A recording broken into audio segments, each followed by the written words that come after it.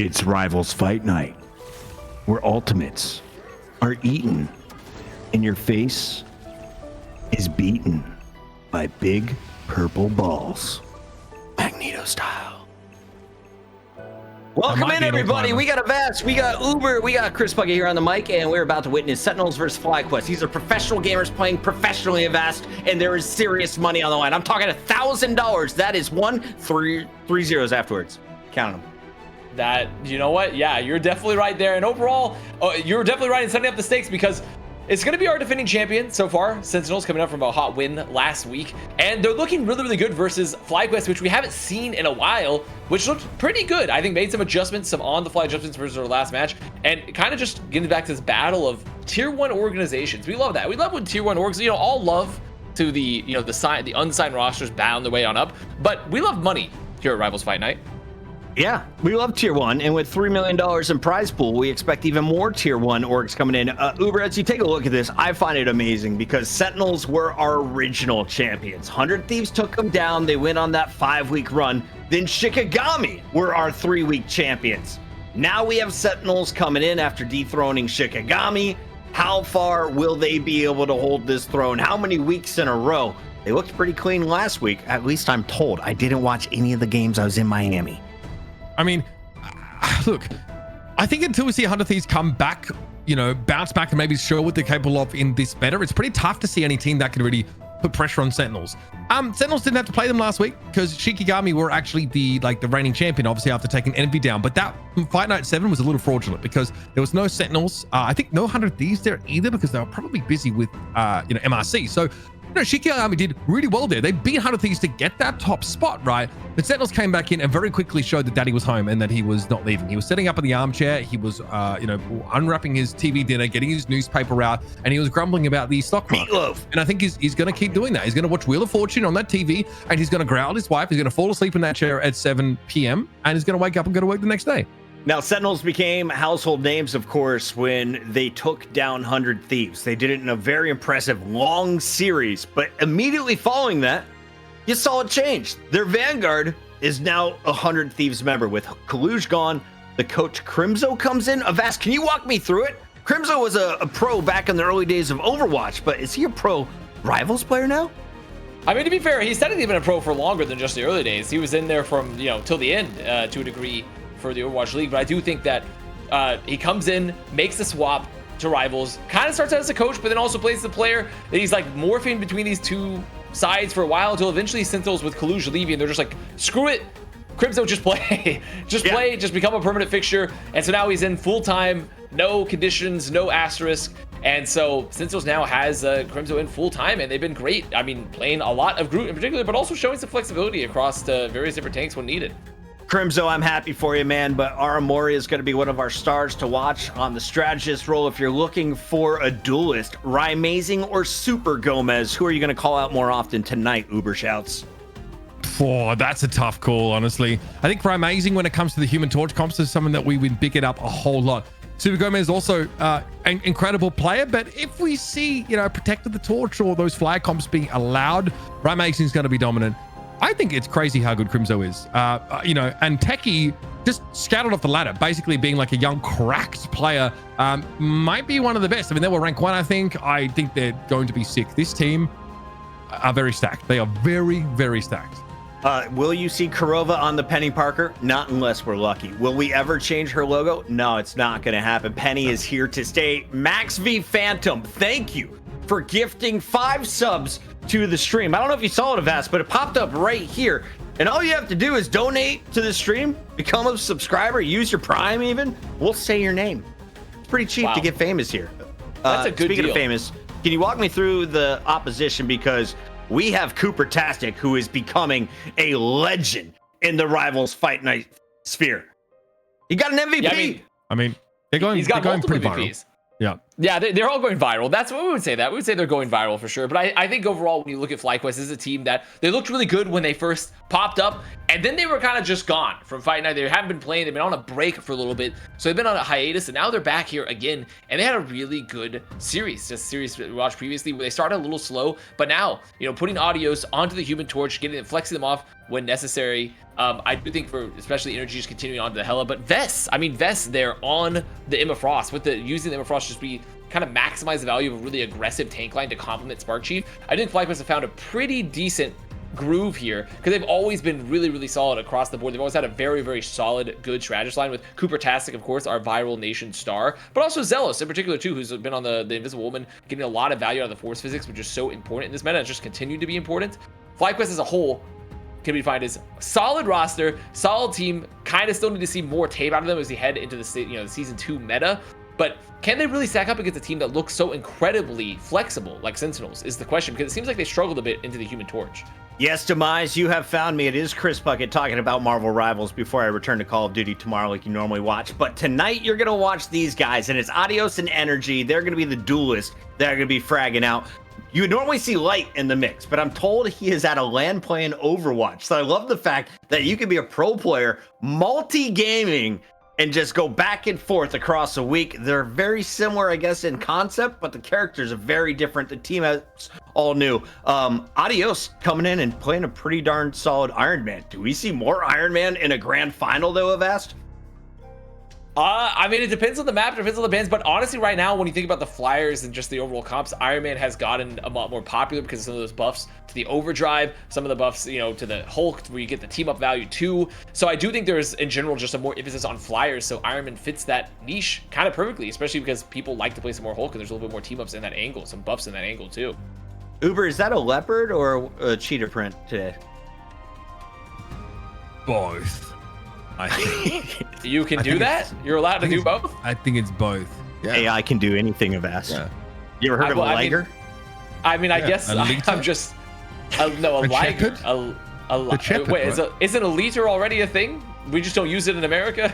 Yeah, that much? Yeah. So... shout out to Intel, sponsor of Rivals Fight Night, and shout out to Destroyer of Clock for having the best username and also saying, I love using Intel products. They're so amazing, and they should continue to sponsor Rivals Fight Night. That is not any of our staff members. That is a homegrown community shout out. You too could be a hero. All you got to do, give us money to give to the pro players. We have Sentinels and FlyQuest buying themselves even more time. Do FlyQuest have the tiniest bladders in North America? It's possible, but don't you worry. We are going to get them a bidet sponsor. We are going to get them a porta potty sponsor, and Depends, because we're all going to Krakoa. It's domination time. Uber, can you start this party, please?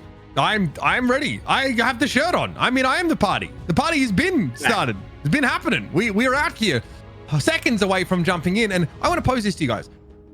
How do you think this looks there if there isn't like a Lunar Snow ban straight off the bat? Because that's something we saw featured really heavily in the previous series, but that was Luminosity that are trying to take it out of rotation. We also know that also might make things a little bit harder to play Flyers, because God forbid you have to play against Hela and Lunar Snow. But what if it's just Lunar Snow? Do you still feel like you can try and play these Flyers? I'd suggest yes. Easier, you would think.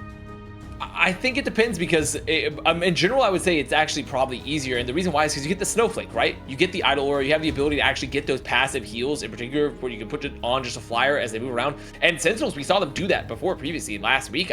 They were liking to use Lunar Snow to just like pocket, someone on like the Iron Fist, because you have the team up as well for the Iron Fist. So they liked playing Iron Fist as well. So it's very possible that there isn't a immediate Luna Snow ban that comes out here. I was going to say, if Luna's in the game, I expect Iron Fist. Well, and there it is. In there over Iron Man. But no, Luna is the group of North America, it seems. Sentinels deciding they are not going to mess with her, minimizing the fate of both worlds. On the other side, FlyQuest, do you go with a strategist ban? And if so, why is it Adam Warlock? It's probably Adam Warlock, because Sentinels loves playing Adam Warlock. If anything, that would be probably part of the reason. This is where you decide what duelists you want to play, I think. So you're starting to sort of like target maybe the stronger duelists. FlyQuest in the past, have tried to play like that sort of dive style, and here's the Hela Protect, just in case them are going to put Rymazing on a Flyer. I think that's pretty wise. Energy getting his Hela. This is what we love to see. And I remember FlyQuest having an issue against Winter Soldiers in the past. We haven't seen a ton of him in this meta. Without Groot in the mix, you're going to see Sentinels going with Cap. What is the game plan on the front line for the Sentinels of Ast? Well, I mean, right now with group and you're about to say, like, well, maybe see some group, but I mean, Emma Frost likely, Magneto likely. There's still a chance for, like, if you want to have Captain America play a dive composition with, you know, Hulk has not been banned yet, so there's still a chance for like Hulk, Iron Man. That's also a possibility. It's kind of a question for Sentinels in general where it's pretty wide open because they have such a very flexible team. They played against so many other comps as the Crazy Squirrel. 5 gifted as well. That time, it's not in the top left. That's in the bottom left, but it works out all the same. We find it no matter where it is. You put your nuts on the screen, we will call them out. Shout out to the Squirrel getting it done right there with 5 gifted, Uber. Let him hang. That's what I'm saying. We actually have a protect here of the Human Torch. So in case FlyQuest haven't tried hard enough to dissuade Sentinels from playing that, Sentinels have made sure that they will get that one way or another. They had to pick either Luna or the Hela to ban, and Luna obviously has so many more applications, including team-ups, that they just don't want to deal with. So we are going to be seeing the Torch. It won't be Grouching, though, with the Groot ban. I'm curious to see what the second tank to sort of pair with this is. Potentially just Magneto. No, I think Emma Frost, Magneto. That's a pretty standard one, unless they want to play some weird stuff again where it's the Atom Man. Okay, we know it was coming. It's either first or last. They're gonna get it in there, make sure Sentinels aren't respawning like crazy. Torch is gonna be in the mix for sure. Captains on both sides. The question is, can Energy handle the pressure from this guy? Can Hela stay alive with a captain in her face? Uber, you ready to get into this? So ready, Chris Parkett. Sentinels have been the king of the hill for the last week or so after returning triumphantly after getting busy with the MRC. They're looking dominant so far, and they seem to be front runners in this metagame. We'll see if that remains the case, where FlyQuest can show us the fruits of their labor after going dark for a time and coming back into the Rivals Fight Night with a splash. We're off to Krakoa first up. They actually did the esport player meme when they lose and like, we'll be back stronger. They actually did it. They did it. They went back and they're coming back stronger. Perhaps they're fulfilling the promise that everyone puts out on social media. We get some cute little sentient coconuts. 5 gifted this. Max V Phantom as well. Thank you very much. Starting off our hype train. Castle Crasher 118. Thank you for the Prime sub. Let's go. Keep them coming. So in between our monetization breaks there, which by the way, thank you guys so much for, because as always here on Fight Night, we're just trying to give a little homegrown amazing tournament that everyone's working hard here for, and we're trying to make it very fun in the process, which, you know, we're probably failing and succeeding with at the same time. Probably a combination of both. As now on the rollout though, FlyQuest, they're finally on the rumored Captain America, their Spark Chief. Plans of Captain America here, a little capflation, and we got Cap v Cap. Yeah. They are going to throw down both of them. Vibranium Energy Sword thrown out. Crimzo, the first to actually opt out of that engagement here. But of course, you still got to be very aware of those Human Torches fighting. And Artigos is definitely being put under the pump right now. Gonna have Emma Frost in the front line, so that Force Physics come through. A lot of poke damage heading in the direction of FlyQuest here. Sentinels trading damage pretty well. Crimzo soaking much of it now as Spark Chief tries to hit the back line, forces Korova back. And you see right now, it's a pretty hard fight here for FlyQuest where they're waiting on picks. That's exactly what they needed. They needed energy to get one. They need to find some opening picks there because Sentinels, they have so many flyers, they have so many opportunities to just like rotate around the geometry to where they're relying on just some picks to come out there from either energy or maybe Audios, and that's exactly what happened. Chat, while we have a moment, please continue to hit those subscriptions, especially if you have a Prime. Look, I'm going to do it right now. All you got to do is sync up your Prime. This whole time? And then in the meantime, guys, if we hit to 250, I'm told we will feed our observers. It's going to happen. It's one thing to give them water, but rations as well. I think I mean, they're gonna get a little too. Yeah. Yeah, exactly. You're gonna start asking for I don't know, sugar, money. Who knows? Vest taken down here though. Sentinels trying to get back in. It's the frontliner. It's already been picked off. Right, amazing. Able to drop down there with some of those blast zones and pick up that elimination. Super Gomez now is more than happy just to farm ultimate up, I think, for the time being. Staying out of Energy's purview as well is going to be pretty important as that invisible boundary comes up, but Rising is fearless. Will push in, force Energy to dash away under Crow form, and it's time for some Supernovas. Supernova use, Energy gonna get found there too. They're gonna be chasing it down. Still a lot invested into this Hyper Sentinels, and it's already 50% there with FlyQuest. So FlyQuest, I mean, you can just play to just get time off the bank here. It'll just be extra if you get some out win. Okay, Spark Chief's going for the freedom charge here, so trying to give a little bit of that overshield over to FlyQuest as they try and deal with all of that extra damage trickling in from the Supernovae.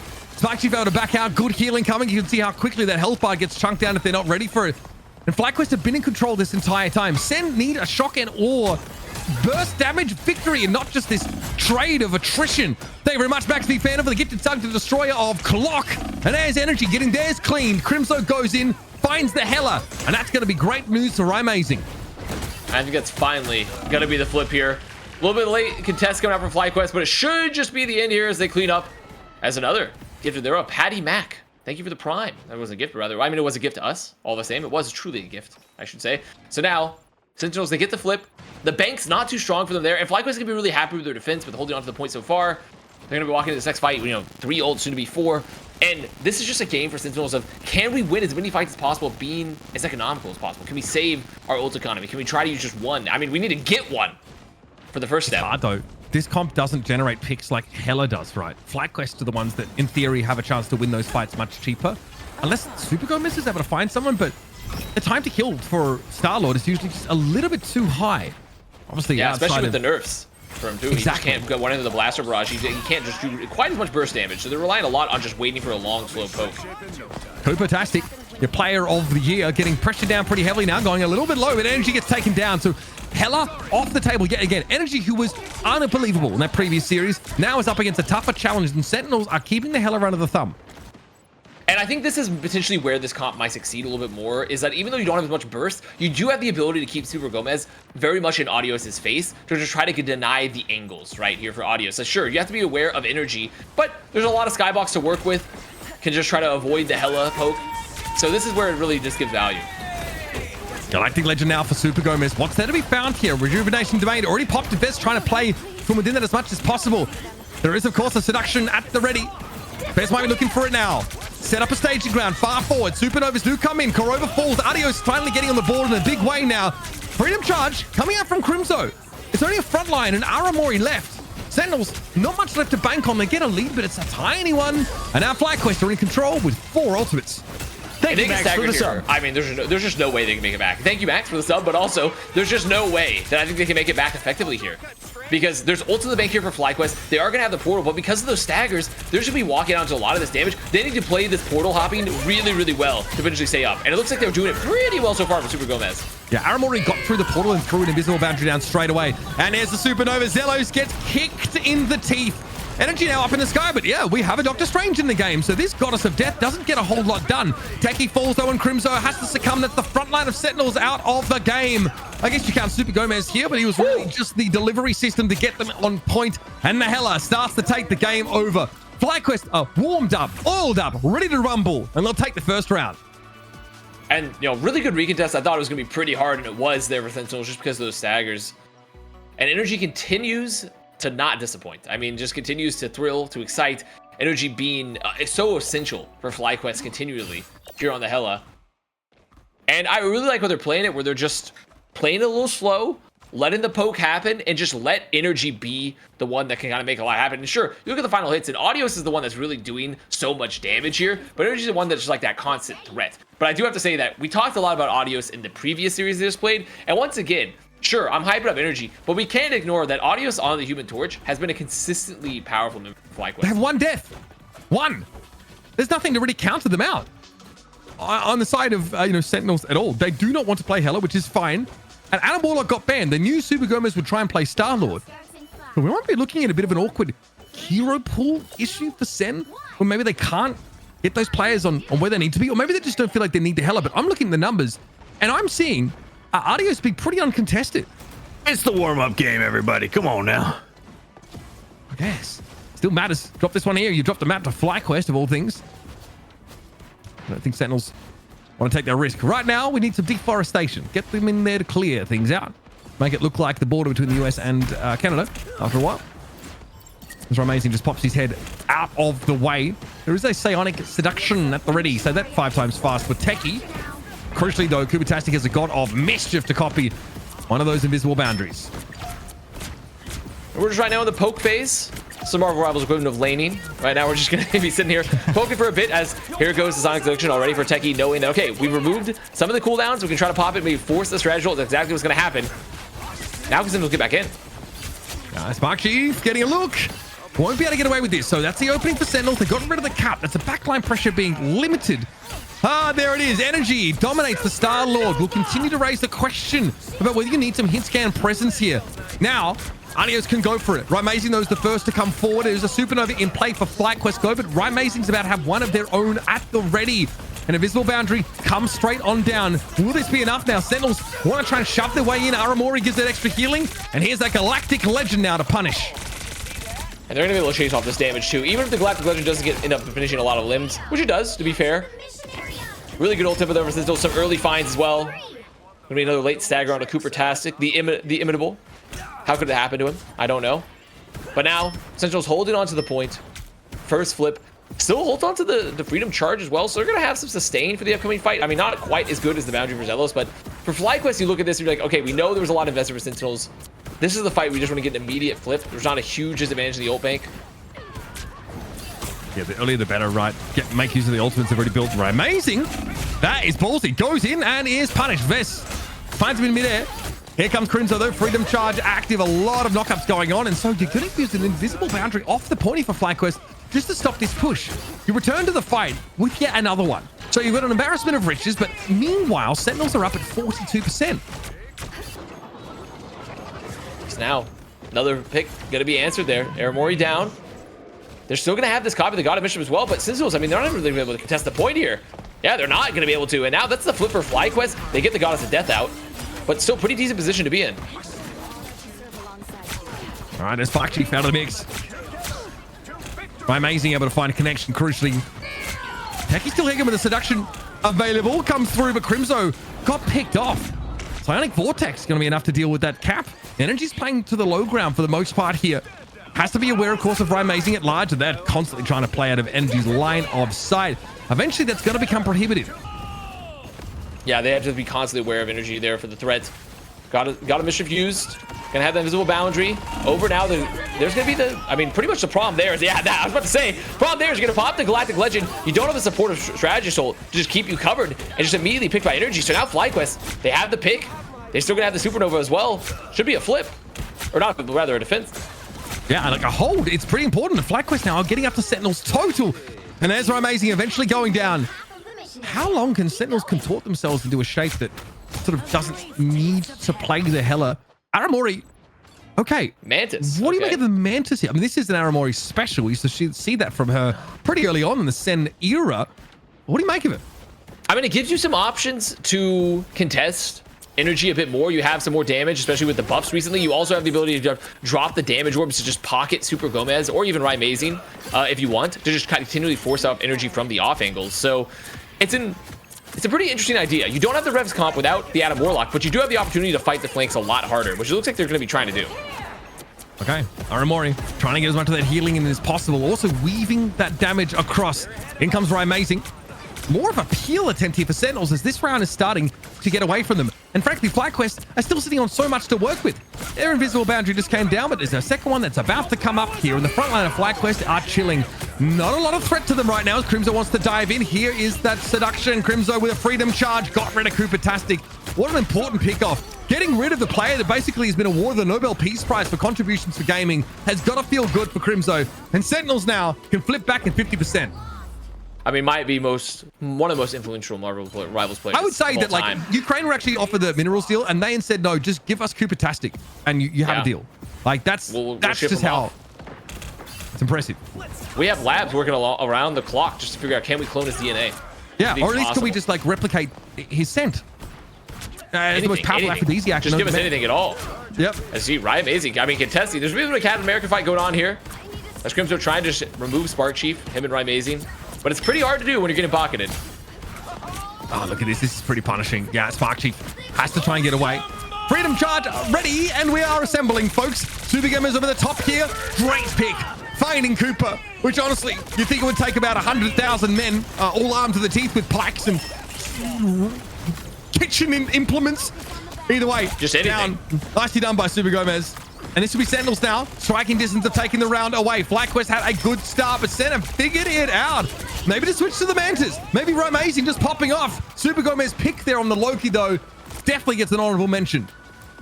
I think, at least for this particular point, it does put a lot of value in the pocket for Sentinels. And I think the swap is really good because when you're watching the Captain America, plus also you get the sleep too. You get that spore, that slumbering spore, where you have the option to actually put to sleep the jumpers, you know, put to maybe a flanker in general. So I do think there's some CC options there with the Mantis. You have the ability to just empower Amazing or Super Gomez to fight either Audios or even Energy more effectively. You're also a threat on your own with some of the buffs. Did they buff her damage? They did buff her damage, so that's why she's also like a kind of a larger threat as well on the flank. So the Mantis, especially if you're dealing with an issue of like, okay, we have a Human Torch that's going to be zooming around the geometry, right? Always up in the skybox, kind of hard to find sometimes. And then we have a Hello that's constantly playing these long angles, trying to move around the flank. Well, what's an easy way to do that? You just send two people on the flank, and they're both threats that can immediately pick, just remove someone, and you have some CC as well. A quick Puckett fact, there is a 0% win rate with Mantis on Rivals Fight Night. Back to you. Okay, that is quite surprising, honestly, considering we've run this, what, this is like number 9 now? It's a couple months at it. So, can Sentinels... I skipped a few, but I honestly cannot remember Mantis winning a game. Chat, am I wrong? I would have believed you. Yeah, I mean, chat. I thought there were some triple strategist compositions with Mantis that worked, but I mean, do you count games or just maps, I guess? I'm not really sure. I don't know. I think probably like probably like a map, right? I want to gotta win the whole map in the end, but that requires you to stick to it. It gets muddy, chat. Don't think about it too much. Here's Adios trying to get people to sort of look at him. Supernova comes into play though for Amazing. Back away, of course, with that invisible boundary, but Gomez, Blaster Barrage gets him in there. Supernova coming down for Amazing, excuse me. With a decent amount of damage, at least to counteract that healing over time being provided by the Invisible Woman, and Aramori is picked off. It's FlyQuest with the opener. Energy, proud as a peacock, set up there on top of that pillar. Still looking for just some damage on the front line by the looks of things. Spark Chief's out of the game, and now the pressure starts to mount for Energy. They're going to be coming for this Hela in a few moments. He's on the clock, but takes Amazing out of the game. Super Gomez doesn't really have anywhere to go. Crimzo Soul run around the point, but Energy just uncontested right now. They had Crimzo drop the Freedom Charges, run on in, let that recontest happen. They're hoping they can get to the back, maybe find a strategist, find maybe even a duelist. But Energy just unfortunately just not contested, especially with Techie going down a little early there. Vess finding that pick. So now FlyQuest, they get the first fight. They hold on to Supernova. They're close to a Freedom Charge of their own, so they have a lot of sustain. They have some damage in this fight. And for Sentinels, you're just thinking about how can we set up Super Gomez, the Galactic Legend, knowing that there's not much to deal with it, but you have to be worried about Energy all the same. And this Supernova just punishes the push out of the choke for Sentinels. They're probably going to have to respect it, or at least just come around the other way. Although, I'm pretty sure I'm looking at Crimzo there in the periphery. Yes, he is. Yep, that's him. He's touching the point. 35% and counting for FlyQuest. Now, they might have a drop on Techie here. A little bit dangerous. Techie gets healed up, though. Here's the Galactic Legend now coming over the top of the fight. Vess does have that seduction available, but no great opportunity to make use of it here. So they'll bide their time. Pushing up, pressuring these Emma Frost shields down. Into diamond form now. We'll double back. It's a war of attrition, guys. Strap yourselves in. Here it comes. The seduction thrown out. Also, invisible boundary here. Vess goes low, just chunked down. Techie had their ultimate active as well. And Amazing sees an opportunity to take down Cooper, which is surprising considering they need a Palanquin to get down to their fridge. They do eventually fall, though. Spark Chief, one of the last to go down. Here are Sentinels back into the game. I really like how FlyQuest tried to play that knowing they didn't have a strategist ult. They just backed up, used the region domain. They tried to use the Mind Aegis as well from the Emma Frost to just block out some of the damage. It worked, but the problem is that Sentinels, they had a lot of ults. They had a lot of space to work with, so they could put Amazing into the back, use some of the portals to get on out. So now, FlyQuest in a recontest situation. They're looking to get that recap. They do have some ults in the bank as Crimzo getting chased down off the high ground a little early. Best spotted there by Techie. They've obviously got eyes elsewhere. Now, big choke slam on Spark Chief. Good pressure. Cooper-tastic going very, very low. They almost fired up Air Force One to get him out of danger, but he was able to survive. Good healing there from FlyQuest. Invisible boundary there for Zelos. Energy. Bit of a spectator in that moment now as the fight moved over towards the point itself as Freedom Charge is in play. And look at how important that Overshield has been for Sentinels. Man. Crimzo, what a timely ultimate to go for. Now Sentinels have a chance to regroup, but they don't have any key ultimates. Korova looking for that strategist ultimate. They may not have an opportunity, to get it. No, it looks like they're not. Amazing going down as well. And I mean, really, that is kind of the benefit of having this Captain America in this comp, where sometimes we wonder, like, what is it doing, right? You're not necessarily playing a full dive, as the reason why I'm not really commenting on this is that it should just be a slow loss here for Sentinels. They don't have the numbers. They don't have the ults. Should be FlyQuest flipping, which they're going to do. And really, the Captain America, like you pointed out, Uber, is just bonus health. Having the bonus health with the freedom charge, it keeps you in that fight a little bit. FlyQuest did the same thing with Super Gomez dropped the Galactic Legend. So now they get the flip. Pretty equivalent in the banks overall. They're going to have the freedom charge themselves. But for Sentinels is once again a setup of how can we set up the Galactic Legend? How can we use it to get max value? Ideally for FlyQuest, they just have to use the freedom charge to negate it. Yeah, that overshield is, it doesn't come quite fast enough, but it's going to make it take a lot longer for Super Gomez to pick people off. But we actually see the freedom charge come out a bit earlier. Maybe some faith in one of the other strategists to develop an ultimate in time, but I don't know if that's going to be the case. The Spark Chief is tying Sentinels up, keeping them busy. But here is that Galactic Legend. Adios spotted here. Super Gomez absolutely spoiled for choice in terms of targets, and it's all about trying to play around that low-key sustain. Rejuvenating Domain does its job there. Super Gomez drops back down. Invisible Boundary thrown onto the point here for Sentinels. Techie getting close to yet another seduction here. Sentinels should be able to drive FlyQuest away, especially with the loss of Spark Chief. Now it's going to be a long run back to that 100. And that's why Sentinels, I mean, continue. You watch that fight happen there. Why Sentinels such a scary team? Because they didn't even use Crimzo to contest the point there. So they had a very strong front line. They're just continuing to cycle contest to just make sure that FlyQuest can't hold a really aggressive position there. So they had to back up, use the Freedom Rush a little early, which means that the Galactic Legend a lot more deadly. Gave them a lot more space, gave them the Pixes. Now FlyQuest, they're going to try to do the same, just go to point directly. All right, here it comes. Supernovas are in play. That Sentinels now trying to make it a bit risky for FlyQuest to get up close. Best, though, throws themselves at the point. The seduction on Right Mason could be very powerful to draw that Human Torch towards them. Damage boost coming out there. Had to mention that Aramori has gone over towards the Rocket Raccoon. And can Sentinels make use of this ability now? It's Cubatastic going down. Too busy having the Netflix series written about the best gamer alive to continue playing this game out.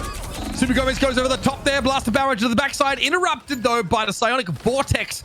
And this is dangerous for Sentinels. Gomez can come back, of course, get 3D printed. Kurova's going to get there as well. But FlyQuest seem to have their measure. A really long, drawn-out brawl on this point, but with Kurova going down now, that's the lion's share of the healing Sentinels would have had at their disposal. Galactic Legend isn't enough. Adios goes low. Techie gets to the point. There's still fight to be had. Super Gomez is high enough to not take enough damage, but Adios eventually is able to find him with some spray. Best onto Techie. It's Emma on Emma action, and FlyQuest come out on top in that engagement. Amazing with the knives. At least finds one, but Aramori goes down as Cooper, the god gamer that he is able to flex to any role and have impact and single-handedly delivers a victory for FlyQuest. You love to see it. A real competitive first map.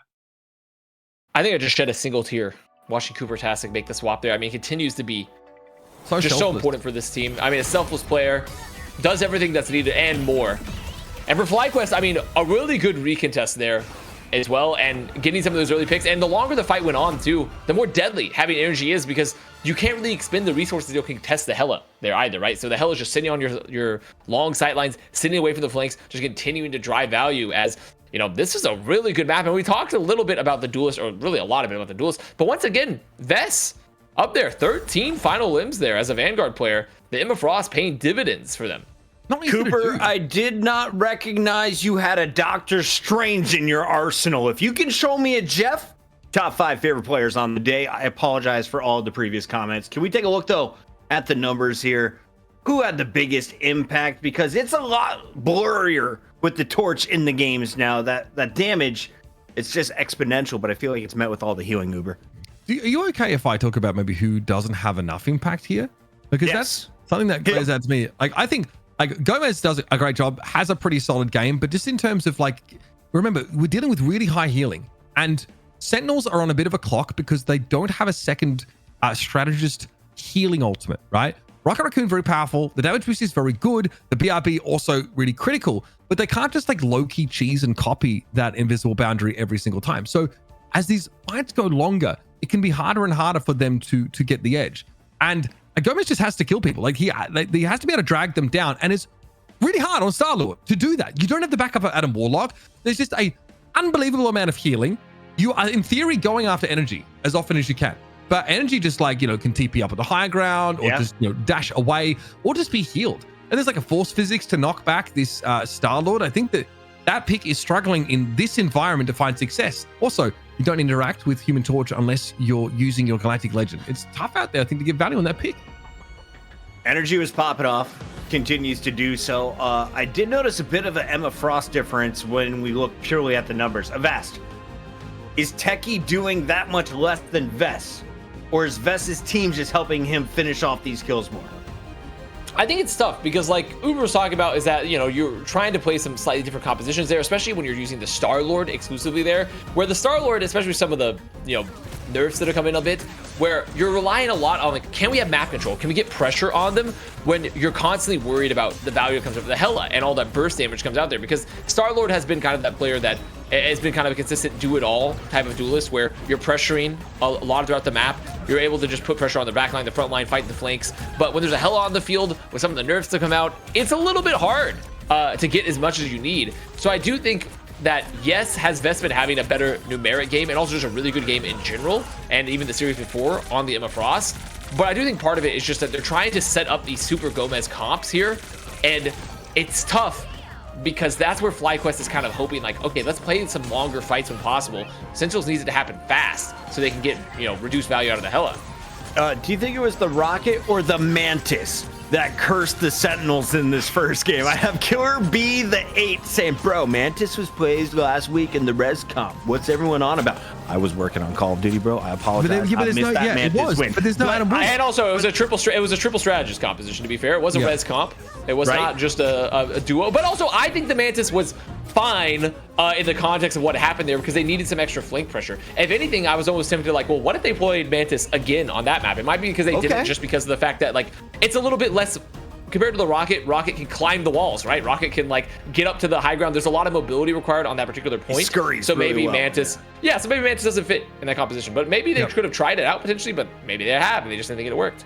Shows that have worked. Mantis has a 0% win rate. I'm gonna die with that on my gravestone, Uber. I mean, like the Mantis, I think is good with Star-Lord. You know, you can obviously just sort of stick a heal on Gomez and send them off, right? I think like for a flanker that's low health, that healing over time is like very, very, very powerful. But yeah, you lack verticality. Like I said, the problem with bringing the Rocket Raccoon in like a double strategist composition is that you only have one of those AoE healing strategist ults. And when you're dealing with like a Human Torch comp, one that is like constantly blanketing the battlefield in damage, in order to play as aggressively as you want to, or just sort of run at the enemy team, you need that. Otherwise, you're at half health by the time you sort of come in from, you know, out in the open. I think it's really difficult. It puts a lot of pressure on the team to deal with that poke damage very quickly.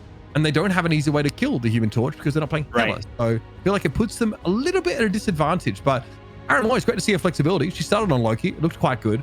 At least Sentinels are, you know, juggling some different ideas here. If we do see Energy going up against a Human Torch again, just do me a favor.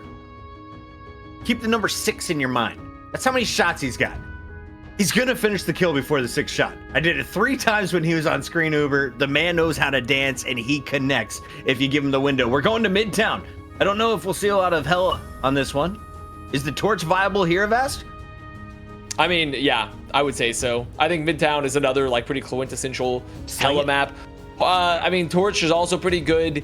I think, you know, even on the Rocket Raccoon point a bit, what Uber was talking about there, I do think that it, you know, remember, you do get the bonus health now, right, from Rocket Raccoon, so you do a little bit less. So there is some healing that takes place, but you're definitely right. It's not nearly as much healing as having like a Loki copy onto the boundary, for sure. So that is a potential problem there when you're dealing with the amount of AoE damage. Torch, Gorch even. I think Gorch is potentially possible here on Midtown, where you have the Groot, you have the Human Torch come out. So I do think that like overall, this is a map where Hela could still stay in this. You see a lot of very similar compositions, honestly. We might even see a Winter Soldier again, but knowing Sentinels, they might even pull out some of the cheeky triple With that said, I was going to say, if I'm Sentinels, I just ban Hela as early as possible. Right? Because have you seen FlyQuest win a game without a Hela in the lineup? I think it depends on like, do you believe in Sentinels? Because they've definitely played Hela in the past and looked good on it as well. So it's just kind of a question of, do they want to mirror that, or would they rather just remove it off the field? I feel like I'm playing Sparker. I'm trying to shut down Energy. I'm just trying to shut down a single player. Does Energy have enough heroes in his arsenal? Is that really the problem? I might just be zooming in too deeply because I'm waiting for the players in North America to figure out how to begin the game. Yep, they are still looking for the start game button. I think that like Sentinels don't need to ban Hela. I think that we saw that. There's a lot of like backline pressure with like a Cap and a Star-Lord composition. That can be pretty good. I mean, I say they don't need to ban Hela. They did lose, of course, you know, to them in that map. I think if you want to play Human Torch and you don't have a Hela to pressure the enemy Torch, then it can get a little bit out of hand. I don't know if there's like a great option for the Torch outside of that. A lot of teams just like try their best to ignore Torch or just accept him as like an inevitability. Whereas when you have Hela, you have agency. You can actually just clear him off the map, and you have, you know, very strong in a lot of contexts. But Sen think that it's much better to, you know, bring in that Star-Lord. Even without Magneto, they think that, you know, Super Gomez, that's where he sort of wants to be. I don't know. I know that obviously it's not a great time for Wolverine. Obviously a very good Gomez pick, but yeah, perhaps it's a slightly antiquated, slightly outdated look here for Sentinels. They cycled through a few options though, so it's clear that the wheels are turning up there. I don't know what they're going to end up on. I don't have an answer right now because, yeah, I mean, honestly, it just depends on what they feel confident on. It's Midtown, though, which is also quintessential Sentinel shenanigans because they do like sometimes to pull out the like triple Vanguard comp on Midtown because you can play like the corners. So there's a lot of options to really use their flexibility because I think we saw a hint of it there when Aramori made the swap to like Rocket Raccoon, made the swap to Mantis. You know, they were playing Star-Lord. Like, this team has always been very, very flexible. And I think that's where the danger of Sentinels lies, honestly, where I feel like sometimes I watch them and I'm like, oh, there are players that feel like they can sometimes have like higher individual impacts on other squads when I watch them, but they typically don't gel as much or have as much overall like comp depth as Sentinels does, as this roster does historically. So I do think that's something that they have like in their back pocket when you're worried about like, oh, this comp isn't going well for them. Well, that's fine. They have like 8 other comps they can just pull out and try like and see what works for them. As we have gotten into the ZP, the pick ban, we've done it. ZP, can we get a guest appearance? Is there an Andrew available? What do you need, Puckett? What's up? Who is it? Who's what? Who owes the apology to the chat? You know, I didn't even get the context. All I heard my name, and I snapped to attention, but I don't know who did wrong here, but I'm gonna guess probably Mitch. I don't know what Mitch did, but Mitch did something. Sentinels are going to win this game. Energy does not have his Hela. Thank you for the update there. We have a Jeff protected. This is the greatest start to the game ever. We are going to a game 5 today. Avast, break it down. I mean, Jeff Protect is, I mean, Groot is also protected. Jeff Protect is crazy on a map like this, on Midtown. Jeff Protect is absolutely, I mean, it's good. There's a lot, he can use his geometry, he can use the swim, and like, it's not bad. I'm just interested to see what that translates to. If that translates to more Captain America maybe, and like more like dive. Yeah. Triple strategist we've seen Jeff sometimes involved in. Yeah. That is an option. Where can you spit people off the map? Because we've seen this game mode, and Jeff there's waiting for the ultimate. So is it really just farm your ult and then spit everyone off the cart? Where are the spit? Yeah, I mean, in Midtown though, I don't think Midtown nearly. There you have options, but there's not really there's as some kits many. in like the subway area. I would have thought as well, but yeah, it's not as many as some of the other maps though. But it's still the ult kits will be used other ways. I saw like the path and people going over walls to spit them out. So I don't know. Break my brain, FlyQuest. I'm ready for it. On the other side, we are going to see more guys in the sky. Johnny is going to have no Hellas to deal with. What does that force you on to? You have no Iron Fist. Sen got Hela and Luna no banned. Hela. Yeah.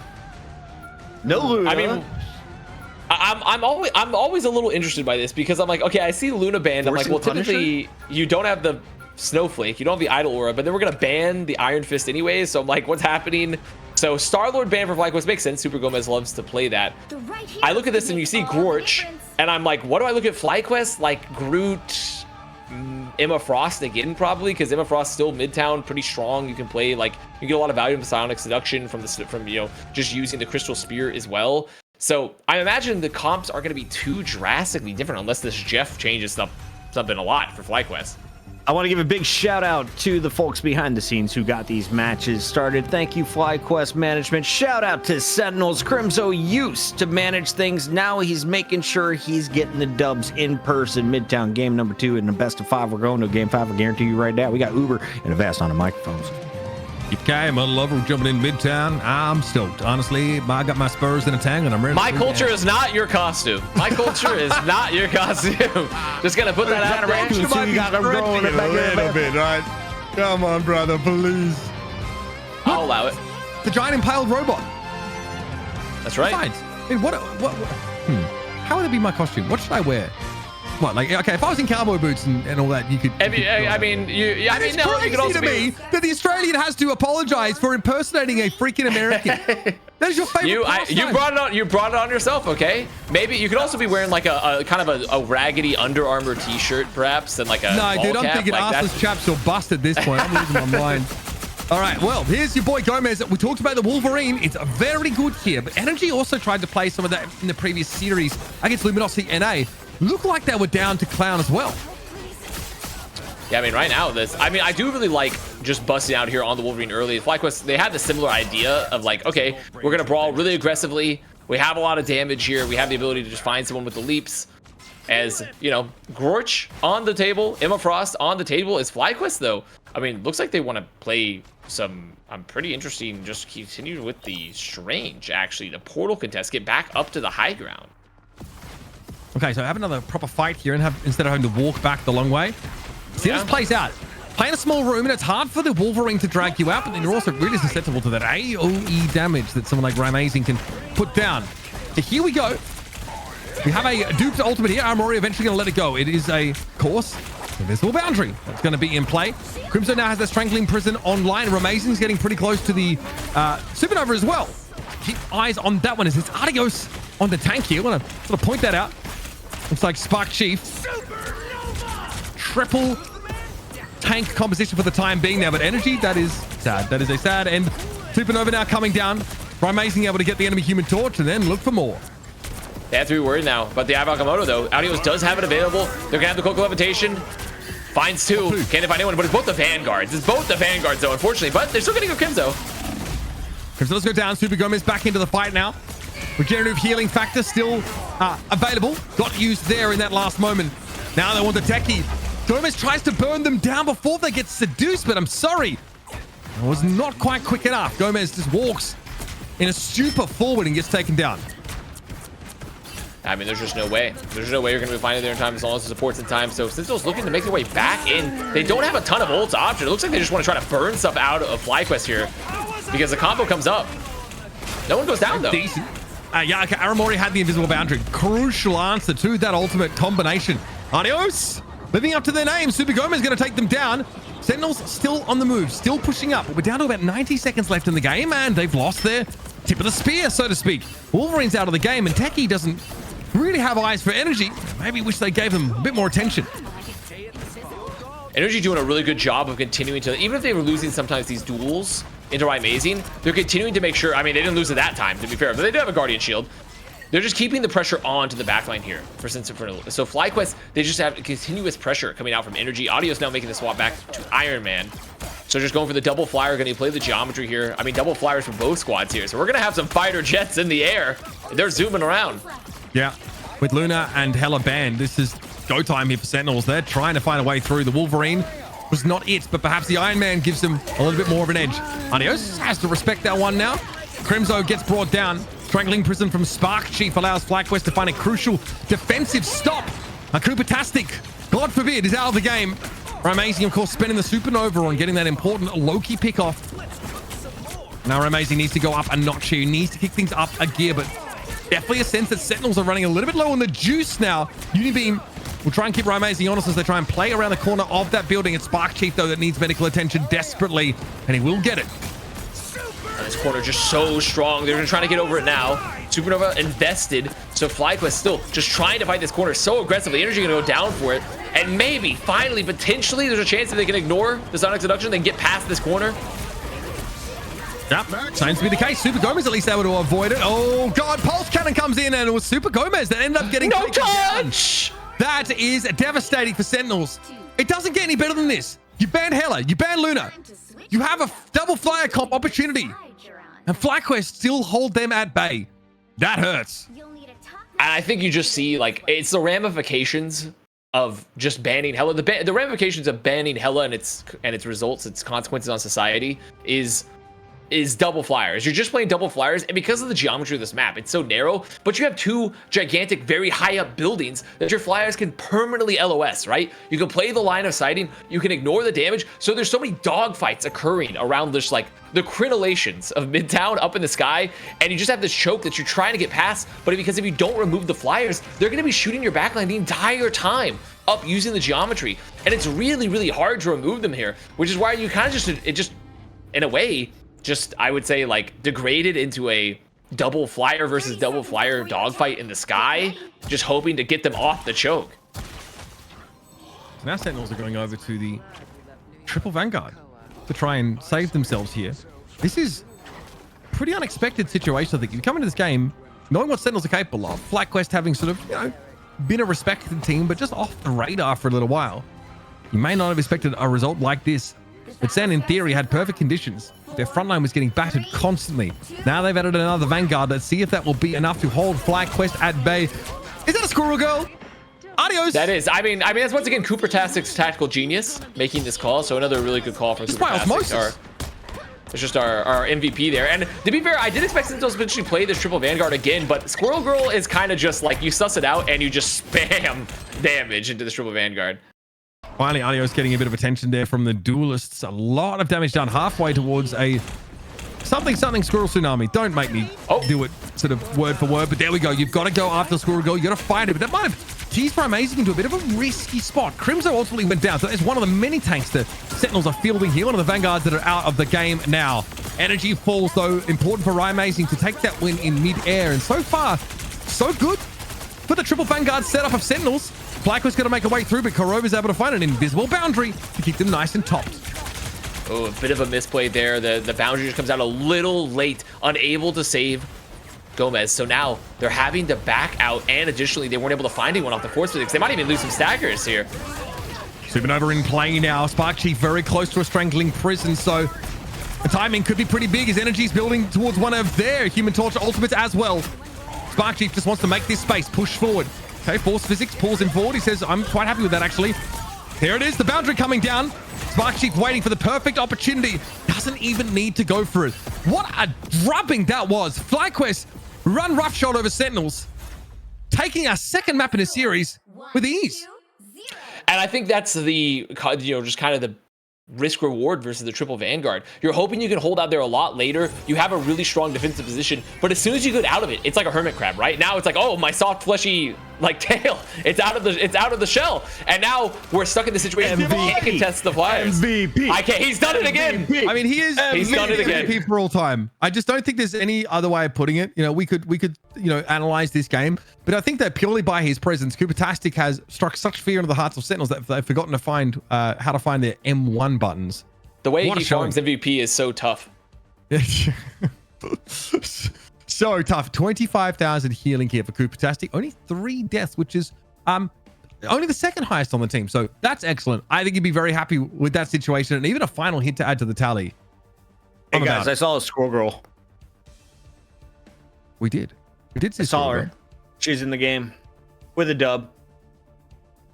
Oh, that's actually a good call out. We just got a call from production too from ZP. I mean, we've renamed MVP now to MVC, most valuable Cooper-tastic. So I think that's something that we have to remember going forward too. So he's really living up to the namesake. Cooper-tastic like performance. And I don't think anybody could be more Cooper-tastic than Cooper-tastic himself. So pretty Cooper-tastic for that one. He's entered like the Lifetime Achievement Award just for being the best player on the field. This is scary for Sentinels. You really expect their map pick there to look much better. They go to Midtown. They try to bring in the Wolverine there. And Super Gomez, Wolverine, every reason to get excited about that. They set the playing field so there's no Hela, there's no Luna, and they still can't hang. What is going on? You're trying to have your guy filling in flex to a third Vanguard. That's not always easy. Avast? No, I mean, it's a hard comp to run, especially when you deal with, I think, a team like FlyQuest, which they recognize immediately, like, oh yeah, Sentinels are going to love to bunker. They're going to love to bunker in that room. We're going to play spam. We're going to play like multiple flyers, knowing there's not a Hela to contest them really. So I do think like overall, like it's a hard comp to play with a stand-in when necessary. I mean, more importantly, I think it's just like for Sentinels is that they knew what was going to happen. FlyQuest knew what was going to happen in that map. And as soon as they had the first hold, it was all on them to try to put that pressure to have like a perfect like first fight, a perfect spawn door hold there for Sentinels, which is really, really hard, even on the triple Vanguard card and how adept they are at it, because you need to just play it perfectly. You can't lose picks. And if you lose a pick, then you're just getting routed. Emma Frost, devastating around corners is what I learned. When you want to pop your ultimate, she shuts it down. FlyQuest up to a 2-0 lead over Sentinels. Yes, you heard that correct. FlyQuest 2-0 lead over Sentinels. The hold is real.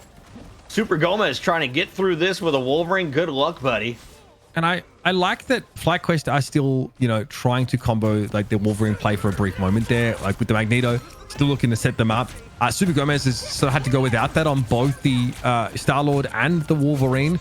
But again, like this map, you're playing double flyer, like it gets really volatile because most of the team just doesn't really have the bandwidth to look at either of them, right? When you have the Iron Man, and then the volatility emerges because Iron Man has that insta burst potential, right? And all of a sudden, like you find the right pick, even if it's through like an invisible boundary, like we saw earlier on, and then you're absolutely laughing. Also, these flyers don't always perform that well against each other. You know, it can take a while to sort of pick each other off there. I was happy to see the Super Gomez switch over towards the Iron Man, but it does feel like it was a little too late. Adios gets to play the Iron Man once again. Will they play more than 3 games tonight in North America? That is the question. If you get rid of Hela, doesn't seem to matter. We're gonna have more fun. Question have asked, can we see a Hawkeye? Is he ever gonna make an appearance at this pro level, or does he not do enough damage? What's the reason? Too easy to pick off with a torch? I mean, Hawkeye has been played, to be fair. We have seen some Hawkeye get played previously, but it's tough right now, I think, as we've iterated and the meta's evolved a bit of like, if you're playing really fast and you have a lot of flyers, like I don't really think Hawkeye's like great to that. Hawkeye's great into like farming, like a little bit more stationary compositions, having really long sight lines, and that's where like having fast comps that also have flyers make it a bit harder for him to thrive. And I do think for Sentinels in general, like I don't think you want to like necessarily go to that angle, because I feel like you want to be complimenting Ryan Mazin, who I feel like right now, Ryan Mazin has looked the consistently like best part of Sentinels so far for tonight, for this match so far. He's still looked really solid even when his team's having issues. So maybe Sentinels need to find something that's going to complement that and try to like form like Super Gomez and build comps around like how can we enable Ryan Mazin to get more value. Cooper-tastic MVP on the Loki. We haven't seen a lot of strategists being banned first. We'll find out if that is the move. Are we going to a break? We're going right into game 3. I can't ever tell with these teams because they take about 22 minutes between the rounds, but I have a feeling Sentinels are going to want to get right back in this one. They got punched in the mouth. Not happy, not getting that first checkpoint. You get map pick. You're not getting skunked 0-3. I don't come here for that, Uber. I haven't chosen their map yet. So we're still sort of waiting on that for the time being. All right, I'm going to throw to a break then. Lack of respect for lack of my time being respected. We'll be right back, guys. It's Rivals Fight Night, where Iron Man hides around a corner, charges up his little beamy boy, and blasts it on top of your dome. Here it is one more time. Adios, amigos.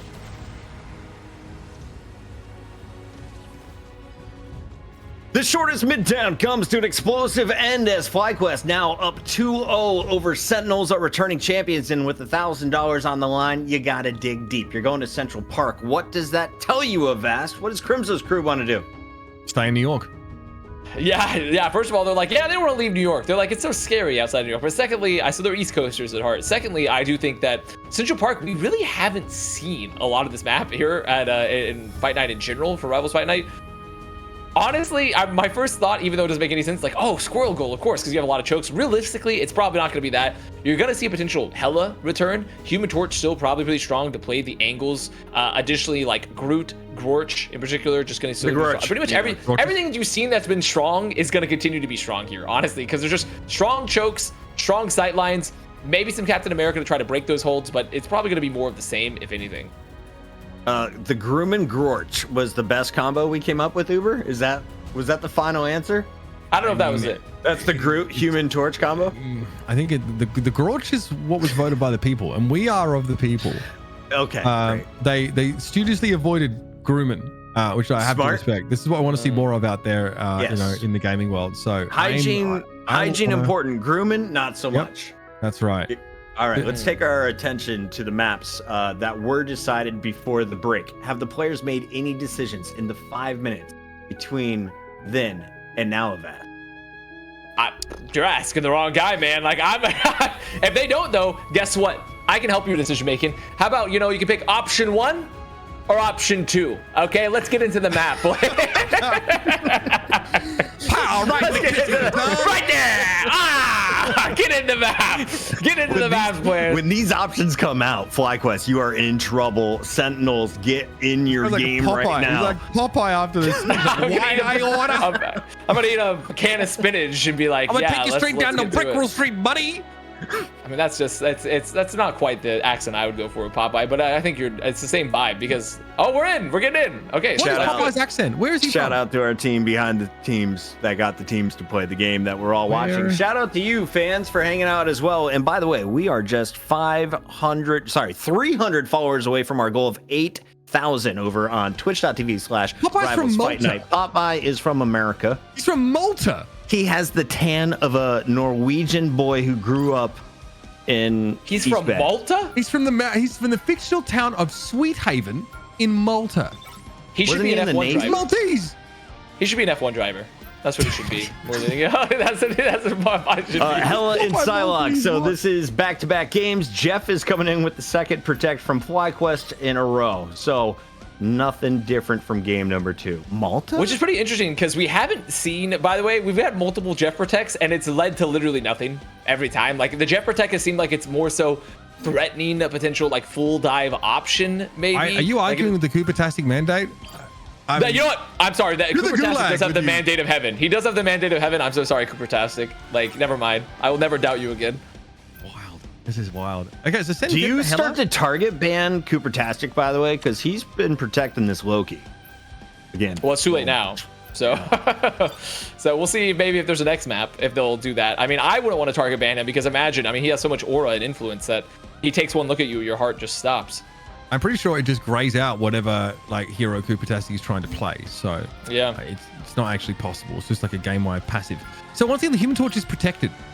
Central Park, obviously, it's a really interesting map because there is a choke like Avas was referring to, but on that first point, there's a very, very high ceiling where you can obviously very easily climb to altitude and not bump your little head on there, which is really important because nobody wants a boo-boo while they're trying to take the point on Central Park. It's a very platonic map, Hex. Agreed in the chat. Yeah, platonic map.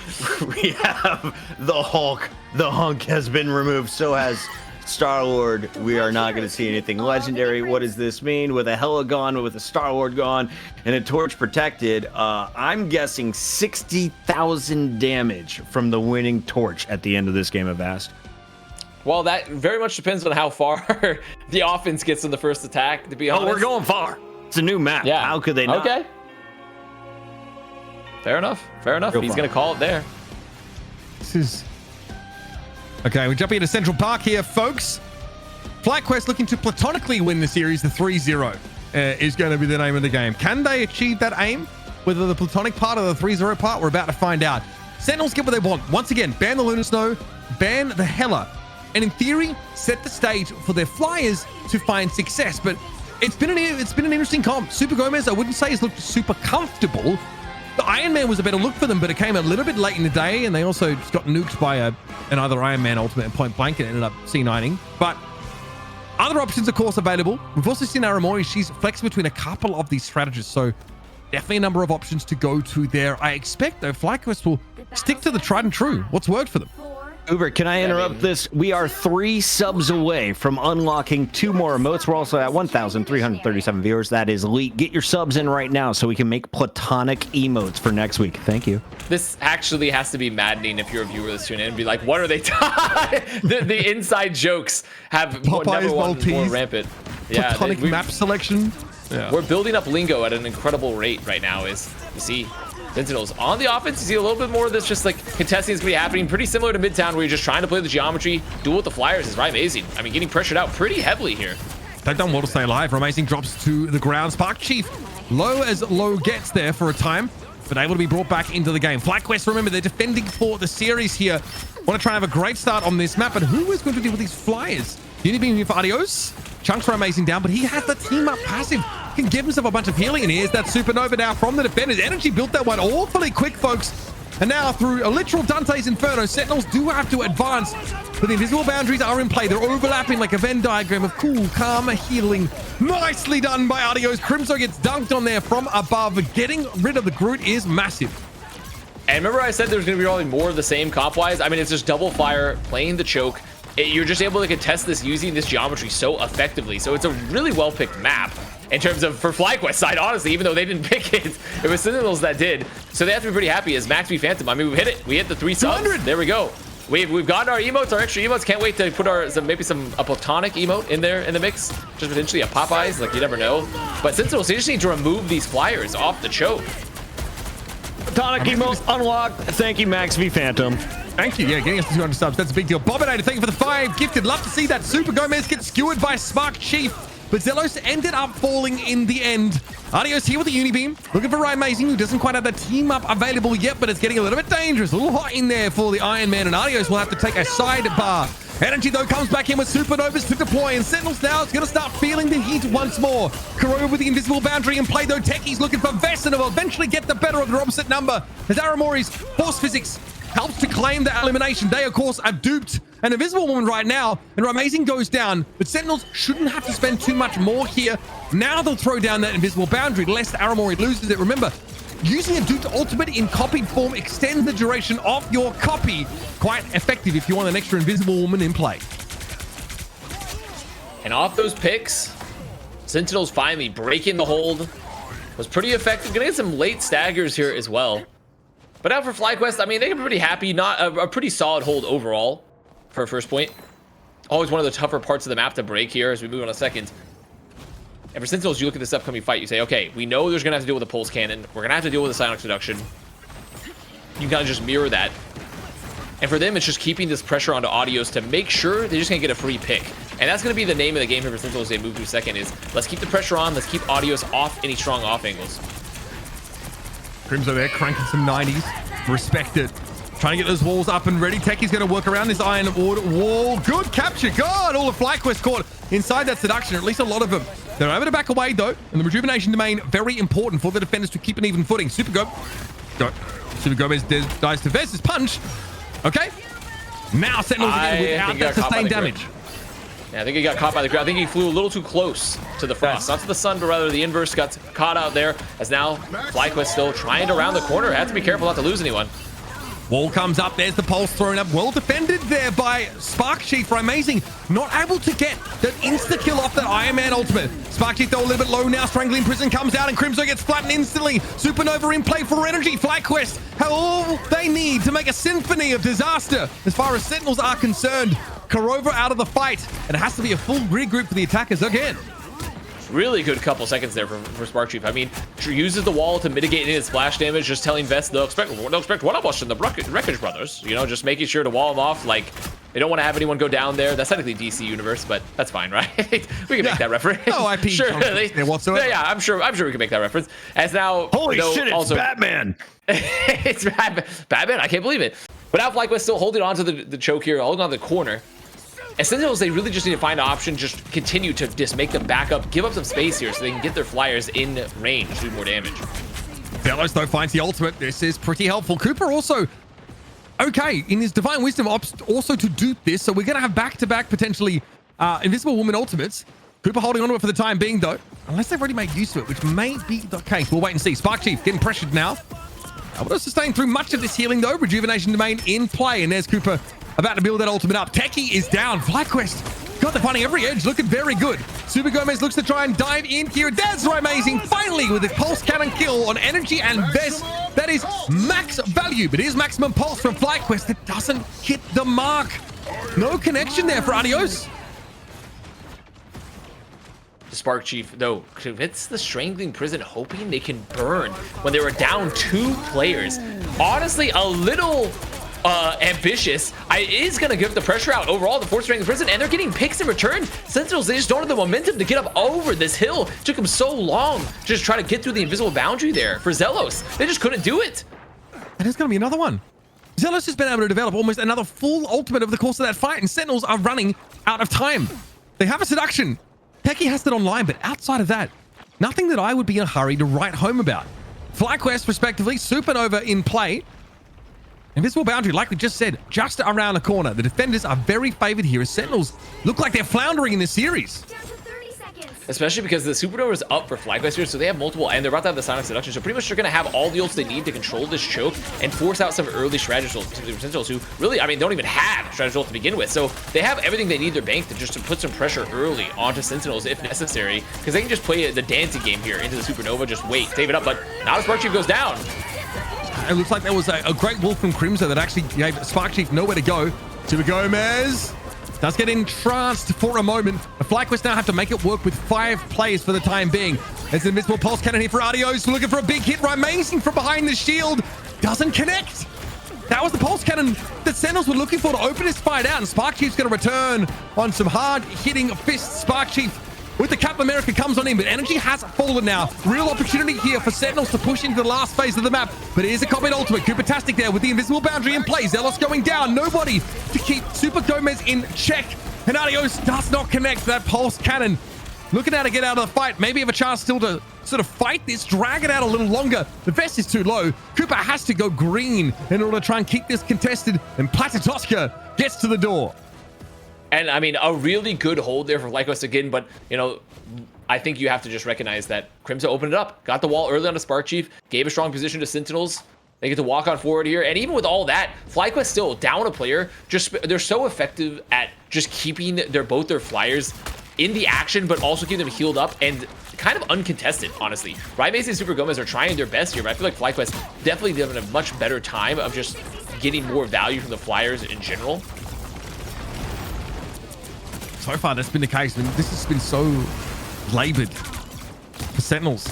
This entire map, they're trying to wrap around here. Look at them go through. I like this. Sentinels looking for a favorable fight on the high ground to circumvent the stairs, but they haven't accounted for Adios' damage. Crimzo wasn't quite able to get out alive, and now with that, your key frontliner. Sentinels are languishing once more. A lot of languishing. You know, they're really biblical. A lot of languishing. Yeah, for sure. That's definitely would be the case. As we're in a last fight scenario here for Sentinels.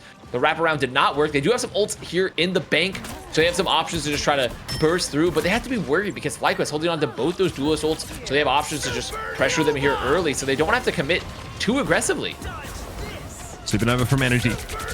Gonna throw that on down, and yeah, Super Gomez is going to reciprocate now as well. It's about to get hot in here, folks. Big damage on Vest, able to stay alive. Oh, the cannon no good again from Adios. No connection. Right, Amazing will have a chance now to get value out of it, and it claims Cooper-tastic. Surprisingly, FlyQuest don't lose the game on the spot. Still have a chance to fight with 5 players despite the loss of their fearless leader. Here comes the seduction. Techie trying to lay it down. Who can he tease out of an invisible boundary? It looks like Spark Chief was affected, but is able to get out alive. There's Adios out of the picture. Sentinels set now to finish the map with no time left. And Spark Chief, I mean, committing the Strangling Prison, but there was the walls up, so they couldn't even find anyone off that late Strangling Prison. So now FlyQuest, they're caught in a stagger situation coming out of the spawn in the OT. They're going to lose some late staggers.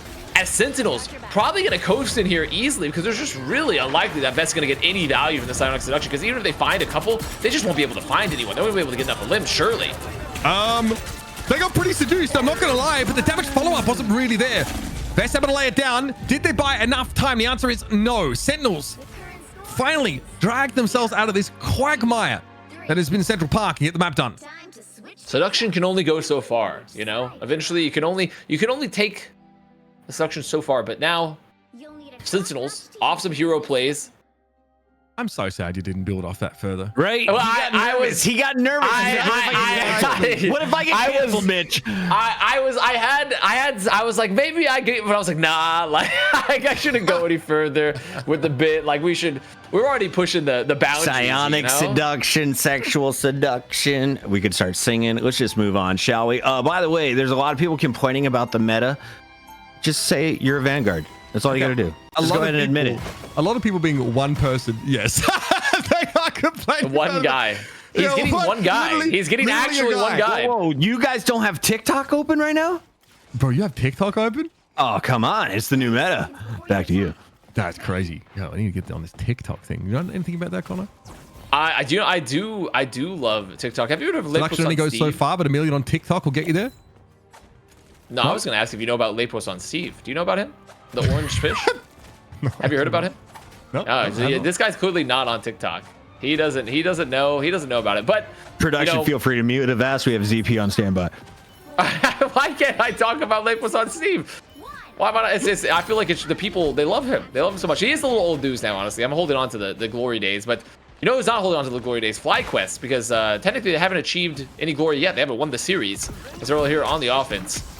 And Sentinels here, playing a pretty similar composition, just double flyers everywhere you can look. Flyers, just holding the choke. So I found it. I found it on YouTube. That's Oh, good. That's pretty catchy. That's pretty catchy. I quite like that. Lepus on Steve, big fan. I mean, that's a very boomer way to look it up because he went to YouTube, but that's fine. That's I just typed it in Yahoo search, okay? And they came up with a YouTube suggestion. I don't understand what I've done wrong here. Oh, come on, brother, please. Here's right, amazing. On the defense, able to force Adios off that sight line with a nice little uni beam. Wolf, thank you very much for the Prime sub. We appreciate your support. Energy could use a bit more from his team, though. FlyQuest not enough healing to keep that Human Torch in the fly zone. Fly zone? Fly zone. Yep. Definitely not air. I mean, the fly's down for sure, you could say. The fly is definitely down. Casting is about saying the same thing 5,000 different ways. I can't just keep saying air. It's going to be the fly zone, the O2 strata. The oxygen area. Yeah, the above ground. We've got to work some more in. The above ground. You sound like a mole person describing like the mythical before times. But how do you know what TikTok is, bro? Do you think in the current fly meta that Storm feels left out? Probably, but she's kind of mid really because her aura. I always supposed to work with people that can play within her field of view, or field of like purview. Whereas these flyers want to be like solo flankers and stuff like that. Storm's too supporting, really. But does she feel left out? Yeah, sure. Who cares? Yeah, you know what? Just say that she's left out. Just say that she's left out. FlyQuest, they made their way onto the point here. They forced some boundaries. But now the worry here is, can they get off the pulse cannon? Because both these squads still going to have pulse cannons available, which could just wipe 2 to 3 people immediately. So you're going to be watching a lot of the dance here for the Ironman. Uh-oh. Wow, okay. Okay. That was the block of that one. Adios not able to find a connection. Aramori, though, does go down. This is Sentinel's defense now crumbling. And honestly, credit to FlyQuest. It didn't take them too long. Adios trying to write... Iron Man was here in the wall, apparently. But eventually, it will be a fight win. Fly are on the road with a pretty healthy extension to their time bank to boot. Still not a huge advantage, to be fair, there for FlyQuest. And it's all about the last point. Like, first, obviously, tough to break. But realistically, this map, it's all to get back to last. Because you're just such a hard... I mean, really, every point. As Vess. Ooh, the long flank. Maybe looking up instead of a Sonic Seduction. As the push goes in, they don't know. That's exactly what they're going to do. Okay, good reaction. There were every wall that you could imagine just got thrown in the direction of Vess. So nothing to be gained off that. Decent, I guess, pressure on that front line, but good response. Now, though, here comes the crackback. Techie going to make use of one of his own. Vess able to throw up a shield. There's an ironwood wall, and Vess somehow stays alive. Right, so now we've got that out of the way. The pleasantries have been exchanged, maybe a little bit too pleasant for seduction. Super Gomez does fall. Energy able to take them down there. Just a right click, oddly enough. Amazing does not feel confident to play on this line any longer. We've got a dupe here from Kupatastic by the looks of things, and Crimzo falls. Energy really starting to dish it out. Yeah, and I think it goes back to the point of just the flyers there from FlyQuest. They're getting the word bonuses. Strength Prison catches everyone here. They should be able to find them too. They have the wall. Sure, they can't get out. No, it just forced the invisible boundary. So it forced the boundary, but that means they're not going to have it for the Riki test. FlyQuest still in a pretty strong position. And oh no! I mean, they commit the combo, but it's too little, too late. Oh man, what a sick strangling prison there! I love that from Spark Chief. Hold all of Sentinels off the cart, make it impossible to contest. And now, of course, you spawn that much closer from, I'll say, either of these doorways. So they don't have to have their wits about them, but they don't want to be forced inside this castle phase just yet. They can get some value here out in the open with their flyers. They'll try and take it. Looks like it's time to pack it up.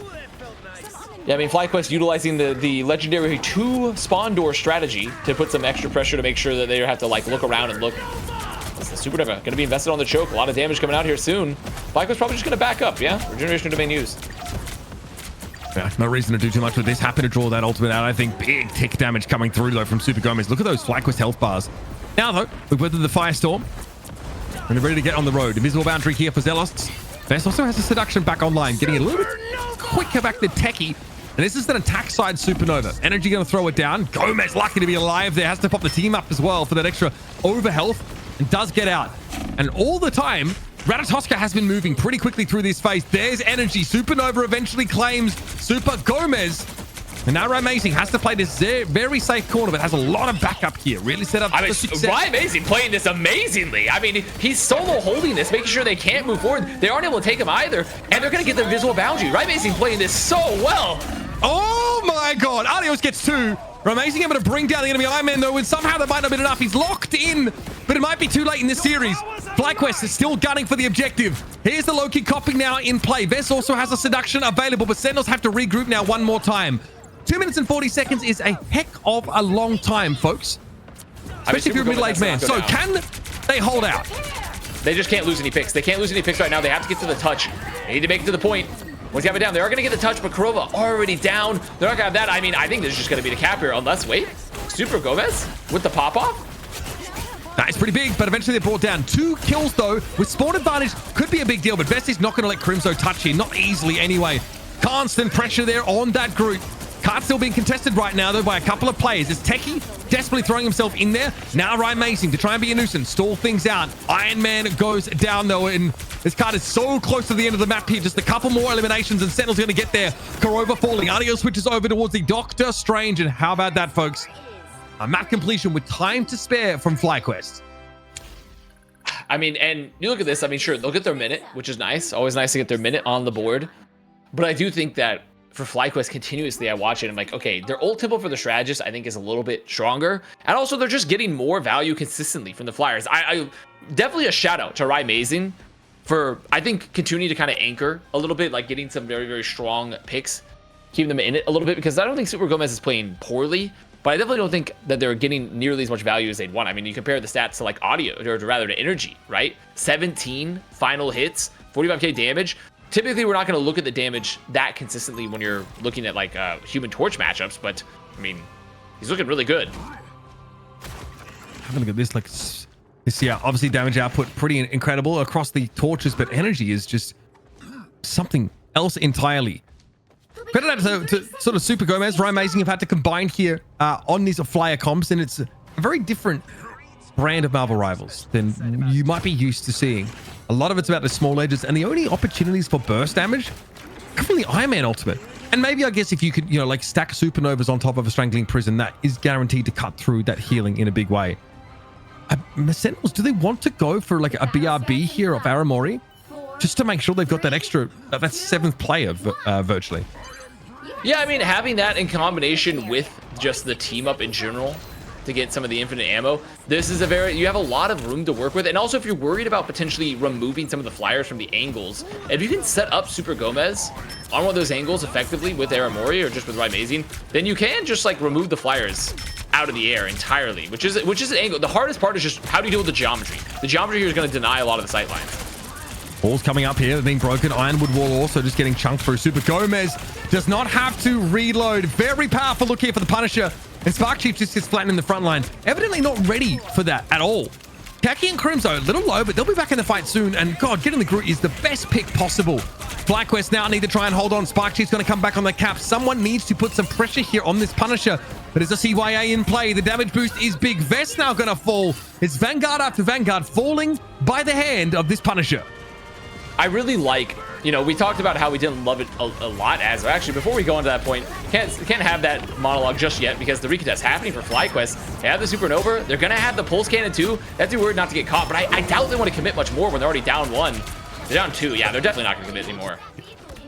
No reason to. They've got to probably find an answer to this Punisher now. Sentinels have the answer here to getting this early point take, which took them a heck of a long time last time around. They've definitely managed to improve in that regard. Rocket Raccoon combo, pretty devastating. It does mean, though, that they might not be playing for the long game here so much as just getting that first checkpoint. This is all free. I mean, I still really like it, though, Uber. Honestly, I do like this swap a little bit more than I liked it on Kokroa. And the reason why is because when you're playing these really long choke fights, the poke, building up the CYA when you get some of the bonus health and you get the damage boost now, so it just lets you like take really aggressive fights with the Flyers and just like try to poke them out. And if you lose someone, you have a BRB. That's true, but with all the poke damage you take, Rocket gets damaged, and so the orbs don't travel away from them nearly as fast while they're healing them up. So you want to try and avoid taking as much poke as you can. Gomez is down, finally brought to heal by Adios, but we'll be back in the fight momentarily now. The Supernovas are spinning. Adios needs to get in there, knows he needs more, but a Groot casualty here for Sentinels might be the harbinger of their doom. Super Gomez is able to find one. Energy ends up getting cut out of the fight. Caught inside the seduction briefly was Adios, silenced for a time. And here's Vest, has to go big, has to make something happen now. Amidst all of these Groot walls, Sentinels are finally silenced. I mean, a pretty decent push with a minute. Like, you can't complain for capping first, getting some time on a second there. But nearly 3 minutes on the bank here for FlyQuest. So it's just going to require an incredible defense for Sentinels to potentially bring this back. Because, I mean, if they lose here, it's over. That's series.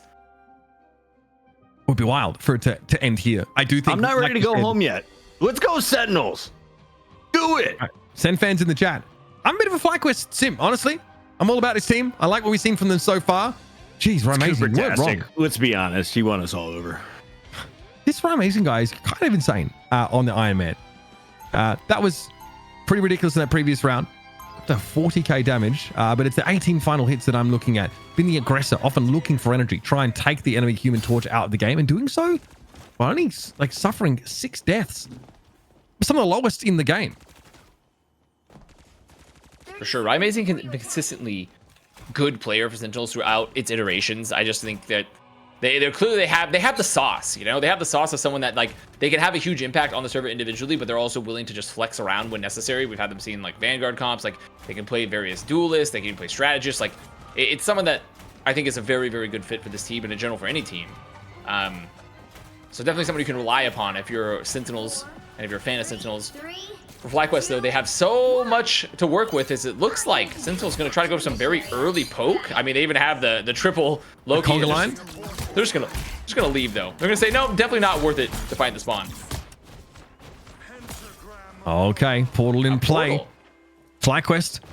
Oh, guys, reminding me of like a Hall of Jalia here, but Sentinels are somewhat ready for this. You sort of knew it was coming. I mean, it's just another choke. It's a choke within a choke, you know? Like, you get to ignore one choke, and now you come into the second choke. They do get to play a little bit closer off this choke here. It kind of flips the map in a way. Sentinels now might be on the outside looking in, but Adios has been waiting to take the front door. Maybe a quick assassination on one of these flyers. He's been looked for. Super Gomez might have an idea. They're trying to set it up. They're trying to set up a collapse here. Sentinels definitely knows this. They're trying to play this relatively split, but Adios, he's looking through the peak. He's peeking through the grates. He's saying, okay, here's our dive targets. Here's where they're split. It's just a question of can FlyQuest execute. This takes time, though. This has taken quite a long time, and Adios has basically been scouted out that entire time, and now both players are coming to look for him. What can he do, though? Attracting the attention of both of these players. Gomez here threatening. Unibeam. Oh, Adios lucky to be alive and can make use of that health pack.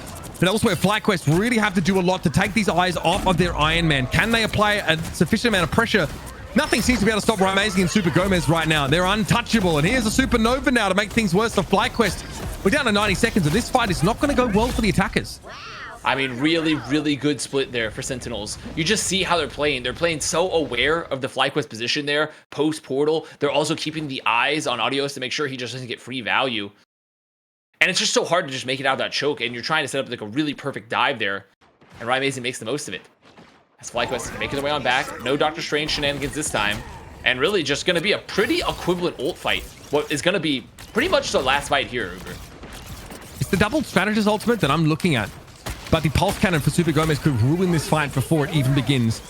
It has to be good. It doesn't have to be perfect, though. Just get one of these strategists. Crimso's down early. Not a great sign at all. And no Rocket Raccoon to bring him back in the fight. Gomez under pressure. Has the pulse cannon. Dives there into the rejuvenation domain to stay alive. And then needs to gain some altitude. But Kurova's already down. Energy traded out, but still a player advantage for FlyQuest. And they've got all the healing that they could ever need. Except Zelos has been a little isolated here. Adios those spots. Ryan Amazing and Spark Chief is able to finish the job. So it looks like FlyQuest will have a little bit of residual time and then, of course, overtime to try and exceed Sentinel's total. Super Gomez finally getting caught there on the flank. There's going to be a recontest coming out from Sentinels. Going to be forcing a few more ults. I think this is the best case scenario here for Sentinels, is that you can come back in, take some more time off the clock, and more importantly, get these ults out of FlyQuest. So getting the pulse cannon out of Adios, that's still kind of worth the stagger you're going to get. Now, you really don't want to have anyone else get staggered here because this cart is not that far. I mean, there's not going to be that much time to set up here. They really want to be on the corner for Sentinels. Exactly. No, they don't lose anyone. So this corner fight going to be so important, and there's no strategist ults for FlyQuest. No strategy ults into a Psionic Seduction and a Supernova. No strategy ults at all. That's the scary part. And this Supernova could be pretty big when there's not that burst healing available. It's all on the table for FlyQuest. $1,000 and the title of King of the Hill here of our rival fight night. Amazing, brought down by Ardios. Great Unibeam Techies in deep trouble now. Sentinels at risk of letting it all fall apart. Crimzo is down. Energy pushes up, chasing away the remnants of Sentinels as they can't get back into the fight. We got a new champion here, folks. Our rivals fight night as FlyQuest complete the sweep. And FlyQuest, I mean, they just played it so well. Sentinels tried to go for that aggressive play with the early supernova there on the corner. And on top of that, the Sonic Seduction just trying to wall someone off. And they get nothing. They get nothing. Crimzo drops the counter walls. They mitigate that entirely. They get those picks on the Vanguards. FlyQuest looking really comfortable in this new meta. And overall, just looking solid across the board. And they did that with a stand-in, right? I mean, with Audios. Yeah, I mean, in theory, like, Light is elsewhere doing well, God knows what. Ardios looked incredible coming in, pinch hitter on the flyer, looked really good. And Sentinels wanted this. They asked for the double flyer matchup. They're the ones that are banning in order to try and eliminate some of those anti-flyer elements. And FlyQuest say, bet. I'll happily take that challenge. Great performance here. Great showing from this team who've had plenty of question marks raised at them. Chris Puckett, but they've got to be happy now. It looks like they've landed in the right spot for this meta. Poor Amazing. The man has to be exhausted, and he just got bullied by FlyQuest in 3 straight games. We got Avast and Uber crushing another grand final, but a new champion in North America. And I'll be honest, at the start of the day, it was a little sloppy. Did not think we would see them enter this matchup and walk away with a clean 3-0. Is it time to respect the backline? Is Cooper-tastic that guy, Avast? Well, first of all, thank you to Gaio_SV for the gift of the FlyQuest. The gift of FlyQuest, okay? So thank you so much for that. But also on top of that, I mean, listen, we've been respecting the backline all day, have we not, Mitch? I mean, we've been praising Cooper-tastic since the beginning. But to be fair, it's been praised. Stop it enough. Stop it enough. We need even more praise to Cooper-tastic. For just I think honestly, we should all like tune into the national TV network at 9 a.m. just to just to sing the anthem for Cooper-tastic, because they were the most valuable Cooper-tastic that they could have brought into this game.